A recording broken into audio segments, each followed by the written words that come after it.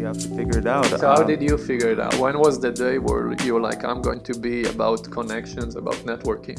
So it's interesting. I thought I'm about marketing. I thought I'm about social media because that was my interest.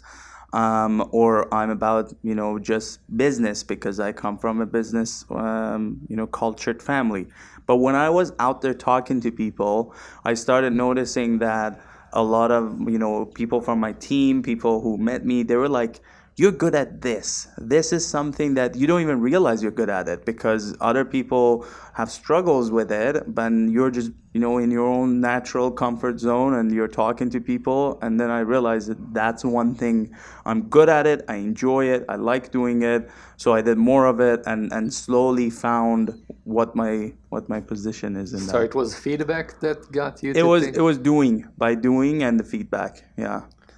So if our listeners, for example, want to create their own personal brand, your recommendation will be first to start doing something around what they like. But is it also around content or in general?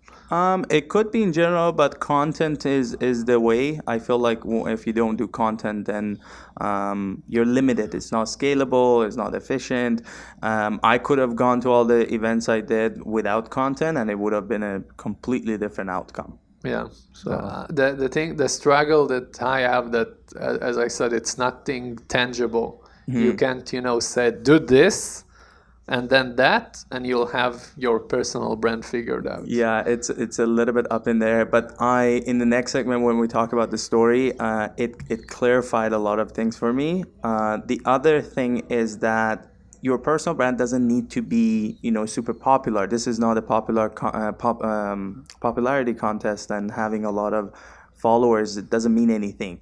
The influence you have over even a smaller amount of people, that's what the brand is actually all about. So it's not about numbers at all? No, not at all. So think about, let's say if you didn't have a social media, you still have a personal brand among your friends. Do you have 5 friends that if you tell them, let's meet up and do something, put together a podcast, are they, moved by you? Are they going to listen to you? Are they going to believe you? Probably not. Well, I did. You gave me you gave me the idea of doing a podcast, and I was like, yeah, let's do it. So that's the influence you have, and then slowly you pick your lane and your expertise. And I feel like another way to build a brand is stop talking about the things you don't know and start only talking about the stuff that is in your domain. That's for sure. It comes back to authenticity. Yeah. And as you said, you cannot, and I'm pretty sure that's right. You cannot build a brand that's not super authentic, and everyone will sense it in a second. Yeah. And then add social media to fuel it. People get confused with the social media and content. Take it away. I usually pick things apart to clarify it for myself. Pick it away. Think it's 1950s. You still have a personal brand. Build that, and then add social media on top of it as a layer, and that will fuel it and take it to next level. Yeah, it's also about consistency, I assume. Yeah, for sure. Even with 100 podcasts, so we are consistently doing 1 episode a week. Yep. We are consistently trying to post about it at least once a week. Yeah.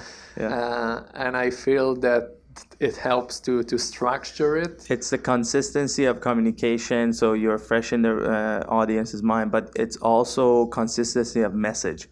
Repeatedly in different words, like in our episodes, the whole 100 podcast is about, building relationships. So we are coming at it different angles, from proving yourself, putting yourself out there. It's the same topic then, pretty much. And it's pretty much back to the same thing. From different stories, different angles. Yeah.